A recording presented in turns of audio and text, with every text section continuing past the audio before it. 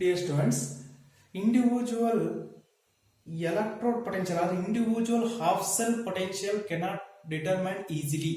That's why we choose one of the known electrode such as SHE or standard hydrogen electrode.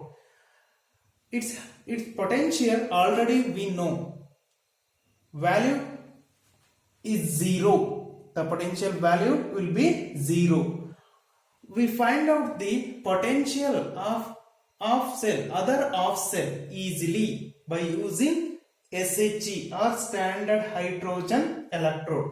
Now standard hydrogen electrode representation hegide platinum vertical line H2 gas H2 gaseous form under 1 bar pressure, vertical line H plus aqueous under 1 molar concentration. This is the representation of SHE. Okay, ಇದನ್ನ 1 electrode ಅಥವಾ hydrogen electrode ಅಂತ indicate ಮಾಡ್ತೀವಿ. ಇದನ್ನ use ಮಾಡಿಕೊಂಡು ಬೇರೆ ಒಂದು electrode ನ potential find out ಮಾಡ್ತಕ್ಕಂಥದ್ದು. ಇದರ ವ್ಯಾಲ್ಯೂ ನಮ್ಗೆ ಆಲ್ರೆಡಿ ಗೊತ್ತಿದೆ 0 ಪೊಟೆನ್ಶಿಯಲ್ ಅಂತ. ಅನದರ್ ಎಲೆಕ್ಟ್ರೋಡ್ ನ ಪೊಟೆನ್ಶಿಯಲ್ ನಾನು ಈಸಿಯಾಗಿ ಫೈಂಡ್ ಔಟ್ ಮಾಡಬಹುದು by using SHE. Individual half cell potential we can't able to determine. That's why we taking standard hydrogen electrode. This is known potential of the electrode. Potential is 0. Under at 298 Kelvin, the EMF of a cell ಯಾವುದೋ ಒಂದು other cell ಕೊಟ್ಟಿದ್ದಾರೆ, ಅದ್ರದ electrode ಅನ್ನ other half cell ಅನ್ನ electrode potential ನ ಈಸಿಯಾಗಿ ನಾನು find out ಮಾಡ್ಕೋಬೇಕು. ಯಾವ್ದದು? ಕಾಪರ್ ಕೊಟ್ಟಿದ್ದೀನಿ ಅನ್ಕೊಳ್ಳಿ. Copper present in a own ion, copper electrode dipped in a copper sulphate solution in Daniel cell, ಹೌದಲ್ವಾ? ಆದ್ರೆ ಎಲೆಕ್ಟ್ರೋಡ್ ಪೊಟೆನ್ಶಿಯಲ್ ಫೈಂಡ್ ಔಟ್ ಮಾಡಬೇಕು ಅಂದ್ರೆ ನಾನು ಏನು ಯೂಸ್ ಮಾಡ್ಕೊಳ್ತಾ ಇದ್ದೀನಿ? Standard hydrogen electrode and double vertical line second half cell. Second half cell ಯಾವುದು? ನಮಗೆ ಗೊತ್ತಿರದೇ ಇರ್ತಕ್ಕಂಥ ಪೊಟೆನ್ಶಿಯಲ್ ವ್ಯಾಲ್ಯೂ ಇರ್ತದಲ್ಲ, ಯಾವುದು? ನಮಗೆ ಕಾಪರ್ದು ಪೊಟೆನ್ಶಿಯಲ್ ಗೊತ್ತಿಲ್ಲ, ಅದನ್ನ ಸೆಕೆಂಡ್ ಹಾಫ್ ಸೆಲ್ ಅಂತ ಕರಿತೀನಿ. ಫಸ್ಟ್ ಹಾಫ್ ಸೆಲ್ ನಾನು ಯಾವ್ದನ್ನ ಬರ್ಕೋಬೇಕು?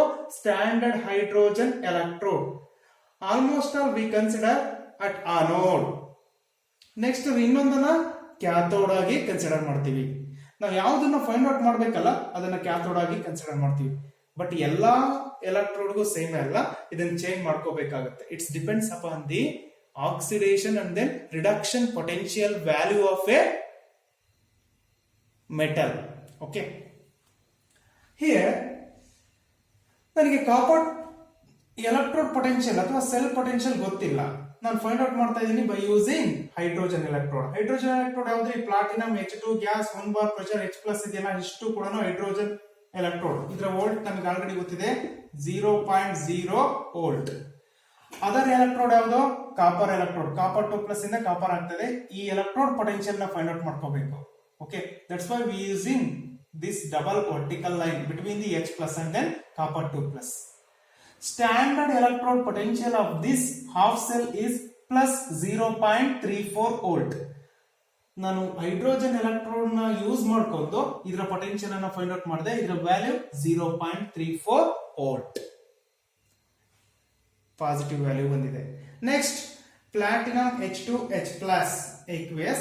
ಅನದರ್ ಎಲೆಕ್ಟ್ರೋಡ್ ಯಾವ್ದಿದೆಯಪ್ಪ? ಡೇನಿಯಲ್ ಸೆಲ್ ಅಲ್ಲಿ ಜಿಂಕ್ ಇದೆ. Zinc 2 plus zinc. Standard electrode potential or standard reduction potential of this cell is minus 0.76 volt. ಇದನ್ನ ಹೆಂಗೆ ಡಿಟರ್ಮೈನ್ ಮಾಡ್ಕೊಂಡಿವಿ? By using SHE. ಹಾಗಾದ್ರೆ SHE ನಾವು ಏನಕ್ಕೆ ಯೂಸ್ ಮಾಡ್ತೀವಿ? To determine the electrode potential ಅಥವಾ individual electrode potential of a cell. Because the standard hydrogen electrode value already we know 0 potential at all temperature corresponding to this reaction. H plus plus electron give rise to half H2. Okay, this reduction potential will be 0.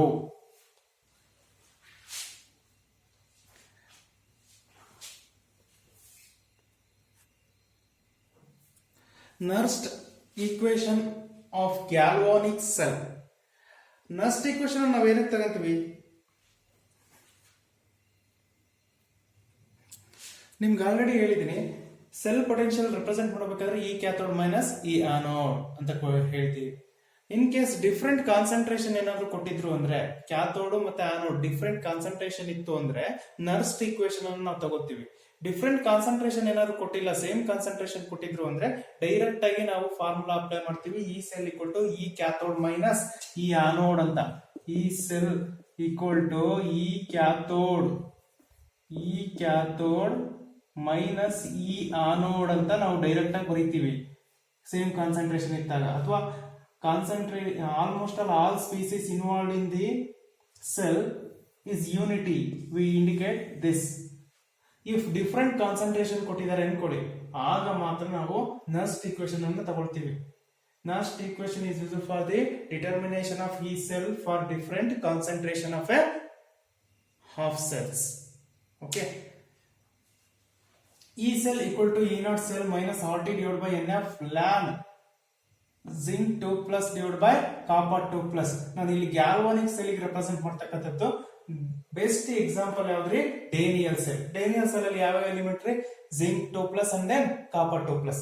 ನೋಡಿ, ಅದಕ್ಕೆ ನಾವು represent ಮಾಡಿದಾಗ formula ಈ ರೀತಿ ಇದೆ. ಈ cell equal to E not cell minus R T divide by N F ln concentration of zinc 2 plus divide by concentration of Cu 2 plus. Sir ಇದನ್ನ ಹಿಂಗ್ ಬರ್ಕೊಂಡ್ರಿ? ಆಲ್ರೆಡಿ ನಾನು ಕ್ಲಾಸ್ ಅಲ್ಲಿ ಹೇಳುವಾಗ ಎಕ್ಸ್ಪ್ಲೈನ್ ಮಾಡಿದೀನಿ, ಆ ವಿಡಿಯೋ ಇನ್ನೊಂದ್ಸರಿ ನೀವು ಅಬ್ಸರ್ವ್ ಮಾಡಿ. ಈ cell equal to E not cell minus, ನೋಡಿ ಲ್ಯಾನ್ ಇರೋದನ್ನ ಲಾಗಿಗೆ ಏನಾದ್ರು ಬರ್ಕೊಳ್ತಾ ಇದ್ದೀನಿ ಅಂದ್ರೆ 2.303 ನಾವು ಸೇರಿಸಬೇಕಾಗುತ್ತೆ. Ln is converted to log. ಇದೇ ಫಾರ್ಮುಲಾನ ನಾನು ಲ್ಯಾನ್ ಅಲ್ಲಿ ಇರೋದನ್ನ ಲಾಗಿಗೆ ಬರ್ಕೊಳ್ತಾ ಇದ್ದೀನಿ. 2.303 R T divide by N F. Ln ಇರೋದು log concentration of Zn 2 plus divide by concentration of Cu2 plus. ಇದಾದ್ರೂ ಯೂಸ್ ಮಾಡ್ತೀವಿ, ಇದಾದ್ರೂ ಯೂಸ್ ಮಾಡ್ತೀವಿ, ಬಟ್ ನೀವು ಬರ್ಕೊಳ್ಳೋವಾಗ ಚೇಂಜ್ ಆಗುತ್ತೆ ಅಷ್ಟೇ. ಲ್ಯಾನ್ ಅಲ್ಲಿ ಬರ್ಕೊಂಡ್ರೆ ಈ ರೀತಿ ಬರೀತೀರಾ, ಲಾಗ್ ಅಲ್ಲಿ ಬರ್ಕೊಂಡ್ರೆ ಈ ರೀತಿ ಬರೀತೀರಾ. ಇನ್ ಕೇಸ್ ಇಲ್ಲಿ 2.303 gas constant R and temperature divide by Faraday, ಇಷ್ಟನ್ನು ಕೂಡ ಸಬ್ಸ್ಟಿಟ್ಯೂಟ್ ಮಾಡ್ಕೊಂಡ್ರೆ 0.059 ಬರುತ್ತೆ. ಡಿವೈಡ್ ಬೈ ಎನ್ ಹಾಗೆ ಇಟ್ಕೊಂಡಿರ್ತೀನಿ, n log Zn concentration of Zn2 plus divided by concentration of Cu2 plus. Okay, ಈ ರೀತಿನಾದ್ರೂ ಬರ್ಕೊಳ್ತೀನಿ. ಇದನ್ನ ಯಾವಾಗ ಬರ್ಕೊಳ್ತೀನಿ? ಕಂಪ್ಲೀಟ್ ಇದನ್ನೆಲ್ಲ ಕೂಡ ಕ್ಯಾಲ್ಕುಲೇಟ್ ಮಾಡಿದಾಗ 0.059 ಬಂದಿರುತ್ತೆ. Okay, this is Nernst equation for Daniel cell.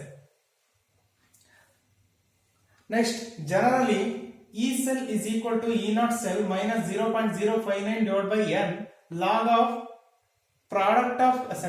log of concentration of product divided by concentration of reactant. This is the generally we indicated this formula. Okay, ಯಾವುದೇ ತರಹದ ಇವನ್ ಕೊಟ್ಟರು ಕೂಡ ರಿಯಾಕ್ಷನ್ ಸೆಲ್ ಅನ್ನ ಕೊಟ್ಟರು ಕೂಡ ನಾವು ಈ ಫಾರ್ಮುಲಾ ನಾವು ಅಪ್ಲೈ ಮಾಡ್ತೀವಿ. ಯಾವುದಕ್ಕೆ? ಫಾರ್ ಈ cell for different concentration of a solution. Equilibrium constant from Nernst equation. Okay, equilibrium constant ಅನ್ನ ನಾನು ಫೈಂಡ್ ಔಟ್ ಮಾಡ್ಕೋಬೇಕು ಬೈ ಯೂಸಿಂಗ್ ನರ್ಸ್ಟ್ ಈಕ್ವೇಶನ್. ಯಾವ ರೀತಿ? Almost all final formula E not cell is equal to 2.303 R T divide by N F log K C. ನೀಟಾಗಿ observe ಮಾಡಿ formulas ಗಳನ್ನ. ನಾವು problem ಅನ್ನ ಸಾಲ್ವ್ ಮಾಡುವಾಗ, ಕ್ವಶನ್ ಸಾಲ್ವ್ ಮಾಡ್ತಾ ಹೋಗ್ತೀವಲ್ಲ, L3, L1, L2, L3, L4 ಅದ್ರಲ್ಲಿ ನಾವೆಲ್ಲ ಕೂಡ ಯೂಸ್ ಮಾಡ್ಕೊಳ್ತಾ ಹೋಗ್ತೀವಿ. Okay, E not cell equal to minus E naught 3 equal to E not cell is equal to 0.059 divide by N. ನಾನು ಯಾವಾಗ ಇದನ್ನ ಡೈರೆಕ್ಟ್ ಆಗಿ ಬರ್ದಿದ್ದೀನಿ, ಯಾವ್ದನ್ನ ಕ್ಯಾಲ್ಕುಲೇಟ್ ಮಾಡ್ತೀವಿ? 2.303 gas constant, temperature, next Faraday, ಇಷ್ಟು ಕ್ಯಾಲ್ಕುಲೇಟ್ ಮಾಡಿದಾಗ 0.059 ಬರುತ್ತೆ. ಡಿವೈಡ್ ಬೈ ಎನ್ ಹಾಗೆ ಇಟ್ಕೊಂಡಿದ್ದೀನಿ. Log K C. Different temperature ಇತ್ತು ಕೊಟ್ಟಿರ್ತಕ್ಕಂಥದ್ದು, 298 ಕೆಲ್ವಿನ್ ಅಲ್ಲಿ ಮೇಂಟೈನ್ ಮಾಡ್ತಿಲ್ಲ, ಡಿಫ್ರೆಂಟ್ ಟೆಂಪರೇಚರ್ ಇದೆ ಅಂದ್ರೆ ನಾವು ಈ ಫಾರ್ಮುಲಾ ಹಾಕೊಂತೀವಿ. ಅದನ್ನ ಕೊಟ್ಟಿರ್ತಕ್ಕಂಥ ಟೆಂಪರೇಚರ್ ನಾವು ಸಬ್ಸ್ಟಿಟ್ಯೂಟ್ ಮಾಡ್ಕೊಳ್ತೀವಿ. ಬಟ್ ಇಲ್ಲ ಅಂದ್ರೆ 0.059 ಡೈರೆಕ್ಟ್ ಆಗಿ ಟೆಂಪರೇಚರ್ ಕೊಟ್ಟಿಲ್ಲ ಅಂತಂದ್ರೆ ನಾವು ಸ್ಟ್ಯಾಂಡರ್ಡ್ ಕಂಡೀಷನ್ ಅಲ್ಲೇ ಅಪ್ಲೈ ಮಾಡ್ಕೊಂಡ್ಬಿಡ್ತೀವಿ. Okay, 0.059 divide by n log K C. This is the K C ಅಂದ್ರೆ ಏನ್ರಿ? ಈಕ್ವಿಲಿಬ್ರಿಯಂ ಕಾನ್ಸ್ಟೆಂಟ್ ಅಂದ್ರೆ concentration of the product, concentration of the reactant. Nearly equal when reaches equilibrium. Equilibrium chapter ಹೇಳುವಾಗ ನಾವು already explain ಮಾಡಿದೀವಿ what is equilibrium, equilibrium ಹೆಂಗೆ arise ಆಗುತ್ತೆ. First year PUC already observe ಮಾಡ್ತಾ ಹೋಗ್ತೀರಾ. ಓಕೆ, ರಿಯಾಕ್ಟೆಂಟ್ ಸೈಡ್ ಅಂದ್ರೆ left side ಇಂದ reaction start ಆಗ್ತಾ ಇದೆ ಅಂದ್ರೆ ರೈಟ್ ಸೈಡ್ ಇಂದ ಕೂಡ ಅಪೋಸಿಂಗ್ ರಿಯಾಕ್ಷನ್ ಸ್ಟಾರ್ಟ್ ಆಗ್ತಾ ಇರುತ್ತೆ. ಓಕೆ, ಅವೆರಡೂ ಕೂಡ ಏನಾಯ್ತು, ಈಕ್ವಿಲಿಬ್ರಿಯಂ ರೀಚ್ ಆಯ್ತು ಅನ್ಕೊಳ್ಳಿ, ಸೇಮ್ ಆಯ್ತು, ರಿಯಾಕ್ಷನ್ ಸ್ಟಾಪ್ ಆಗುತ್ತೆ. Concentration of the reactant, concentration of the product same, ಎರಡು ಸೇಮ್ ಇದೆ ಅಂತಂದ್ರೆ ಅದನ್ನ ಈಕ್ವಿಲಿಬ್ರಿಯಂ ಕಂಡೀಷನ್ ಅಂತ ಇಂಡಿಕೇಟ್ ಮಾಡ್ತೀವಿ. At equilibrium reaction stop. Okay, that's why we indicate as an equilibrium constant.